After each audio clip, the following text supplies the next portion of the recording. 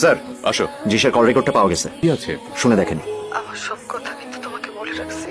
যখন যেখানে যে কষ্ট পাইছি সব জানাই রাখছি। সবকিছু একটা সিন্ধুকের মধ্যে রেখে দিছি। একদিন চাবি দিয়ে বলবো দেখতে, এখন কিন্তু পালাইতে পারবা না।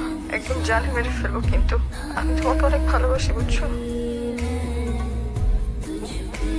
আপনার এইচআর হেডের জিম্মায় আপনাকে ছেড়ে দিচ্ছি, তবে শর্ত আছে। সপ্তাহে 2 দিন আমার সাথে দেখা করে অফিসে যাবেন।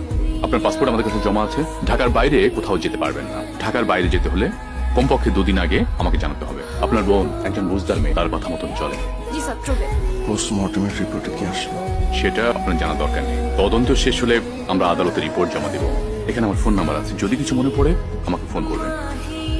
কি রে, দরজা খোলা রেখে গেছিলাম নাকি? ভাইয়া ভাইয়া ভাইয়া, এক পাশে চোর আসছিল। কে বলছেন? আমি আদনান ও হ্যাঁ, আদনান বলো। স্যার, ওই যে নাম্বারটা কি যেন বলেছিলেন, আমি ভুলে গেছি।